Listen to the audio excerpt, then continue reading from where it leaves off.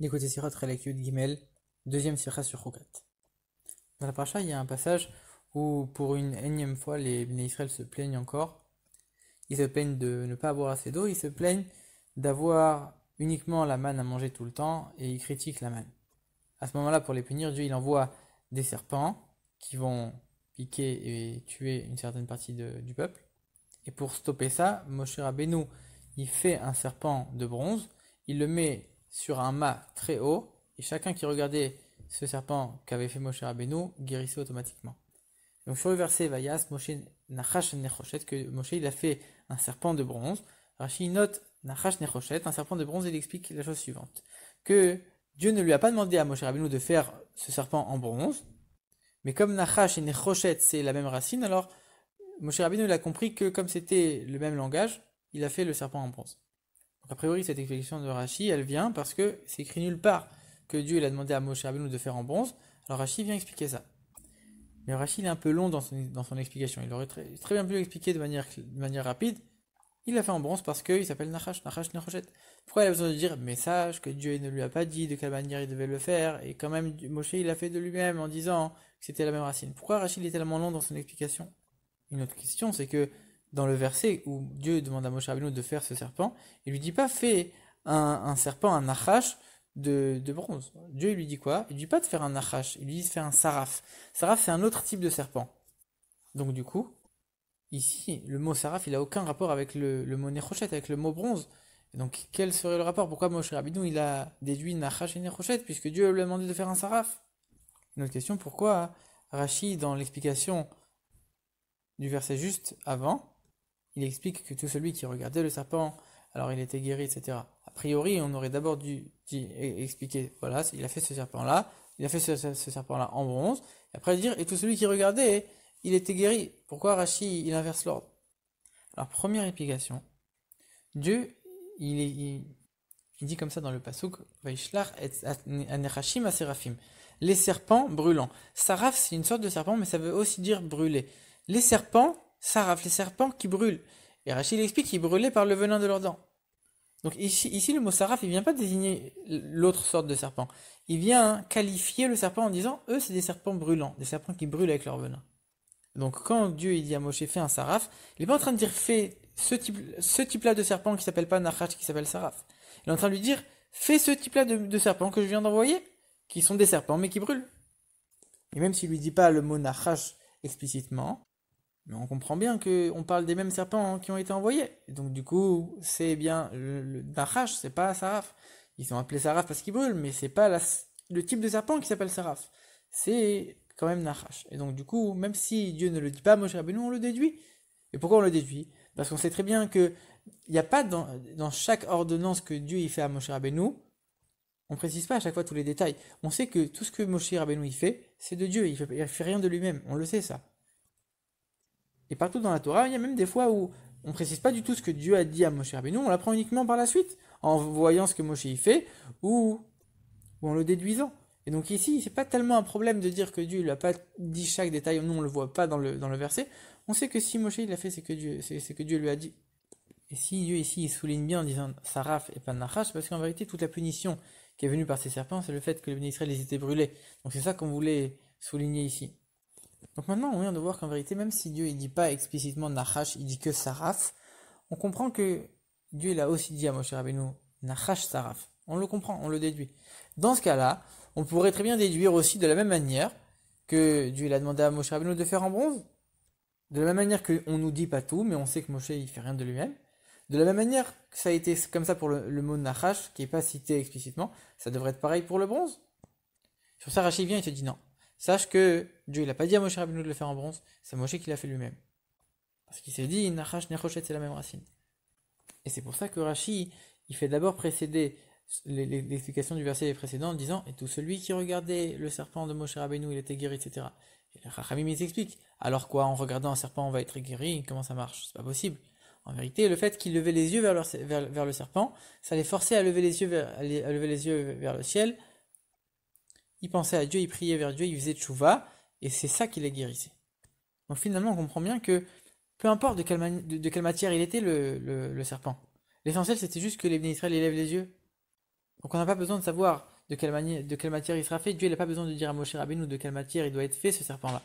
Alors dans ce cas-là, si c'était l'important uniquement qu'il lève les yeux, euh, quel rapport pourquoi on aurait besoin de faire spécifiquement un serpent? Alors le Rabbi il explique qu'en vérité, comme le serpent, c'était, ça rappelait la chose par laquelle ils ont fauté, donc ça leur rappelait leur faute et ça les poussait aussi à faire tchouva. Comme Rachid explique pourquoi Dieu il les a punis spécifiquement par des serpents, de la même manière que eux, ils ont critiqué la manne, ils ont mal parlé sur la manne, de la même manière, on va leur envoyer la langue du serpent. Et de la même manière que le serpent, tout ce qu'il mange, ça a le même goût pour lui, le goût de la poussière. De la même manière, eux qui ont un pain, la manne qui prend le goût de toutes les bonnes choses, ils se sont plaints.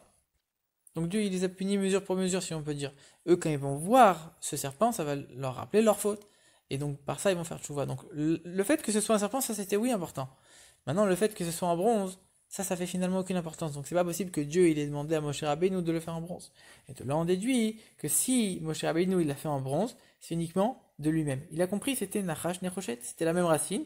Et donc, il l'a fait en bronze. Et en vérité, c'est uniquement ça qu'on vient de nous apprendre. Que comme ce Nachash il a un nom et que les noms dans la Torah ils sont pas au hasard et qu'il y a une autre matière qui s'appelle Nechoshet avec la même racine, c'est pas au hasard et donc du coup il fallait faire ce serpent en bronze. Mais c'est Moshe Rabbeinu qui l'a déduit et pas Dieu qui lui a dit. Maintenant le Rabbi il nous explique la profondeur qu'on peut trouver dans cette explication de Rashi. Ici si on nous précise que Moshe Rabbeinu il a fait le serpent en bronze, c'est qu'il y a forcément un enseignement pour nous. Il faut d'abord expliquer c'était quoi cette guérison que les Juifs ils avaient lorsqu'ils regardaient le serpent. Le serpent, c'était à l'origine de leur mort. C'était pour ça qu'ils mouraient, ils étaient piqués par les serpents. Donc le serpent, ça représente la mort. De manière générale, même quand on regarde la faute de l'arbre de la connaissance, le serpent, ça représente la mort. À tel point qu'il y en a même, il y en a 4 qui sont morts uniquement à cause de ce serpent. C'est-à-dire, ils n'avaient pas fait de faute, mais à cause de cette faute originelle qui a été à cause du serpent, ils sont morts.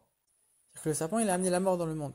Donc finalement, quand, malgré le fait que, de manière naturelle, tu as été piqué par le serpent, il y a cette notion de mort qui est intervenue à cause de lui, et malgré tout, quand même, tu es sauvé grâce au fait de le regarder, etc. C'est un miracle qui est au-delà de la nature. Ça veut dire, c'est comparé même à une résurrection des morts. Toi, tu as été piqué par le serpent, tu es considéré comme mort, tu es censé mourir. Maintenant, grâce au fait que tu vas le regarder, tu vas faire tchouva. Alors, tu vas pas mourir, c'est considéré déjà comme une résurrection des morts.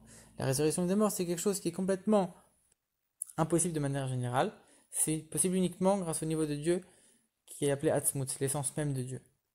Le niveau de Dieu qui est tellement élevé que pour ce niveau, la vie ou la mort, c'est exactement la même chose. À tel point qu'elle peut complètement transformer de l'un à l'autre, changer de la mort vers la vie.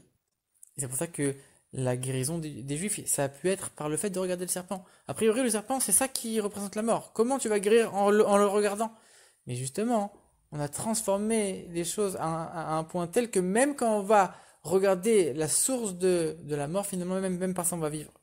On a transformé la mort en vie, on a transformé le serpent en vie aussi. On a dit, s'ils regardaient le serpent, c'était uniquement pour lever les yeux au ciel et soumettre leur cœur à Dieu. Alors, il dit, c'est quoi soumettre leur cœur? C'est soumettre même le Yetzer Hara. Le Yetzer Hara qui est finalement le petit serpent qu'on a à l'intérieur de nous, même lui, on va le soumettre à Dieu. Même lui, il va être empli de vie, empli de Torah. Même ce serpent-là, il va pouvoir véhiculer de la vie. On a complètement transformé le mal à sa racine au point que lui-même, il peut donner de la vie. De la même manière avec le bronze, Nechoshet, c'est la même racine que Nachash. Comme le Rashi dit, si ça a la même racine, c'est pas par hasard. C'est une matière qui est aussi liée aux forces de l'impureté. Et par le fait qu'on a transformé le serpent, que le serpent aussi va pouvoir donner de la vie, de la même manière, le bronze va être aussi élevé, Nechoshet va être élevé, au point que lui aussi pourra donner de la vie. C'est pour ça que Moshe Rabbeinu il a fait le serpent en bronze. Maintenant, pour comprendre pourquoi la Torah ne le mentionne pas, on a dit c'est Dieu qui l'a dit, c'est pas écrit, nous on le voit pas écrit dans les psukim.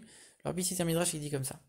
Il y a un midrash qui dit on a demandé à la Torah que faire avec un pécheur. La Torah elle a dit qu'il fasse un sacrifice, et il sera pardonné. On a demandé à Dieu que faire avec le pécheur. Il a dit qu'il fasse tchouva et il sera pardonné. A priori, quelle différence entre les deux? De toute manière, quand on apporte un sacrifice, on fait tchouva. Donc finalement, quelle est la différence entre les deux? La différence, elle est que le sacrifice, il vient compléter la tchouva. Ça montre que ta tchouva n'est pas complète. Ça permet uniquement de transformer tes fautes volontaires en fautes involontaires. Et comme le sacrifice ne peut expier que des fautes involontaires, alors maintenant on a transformé tes fautes volontaires en involontaires.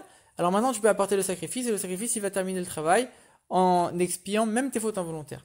Dieu il vient et te dit regarde, même pas besoin de sacrifice. Tes fautes volontaires je te les transforme en mérite directement. Donc c'est une force qui est complètement au-delà de tout.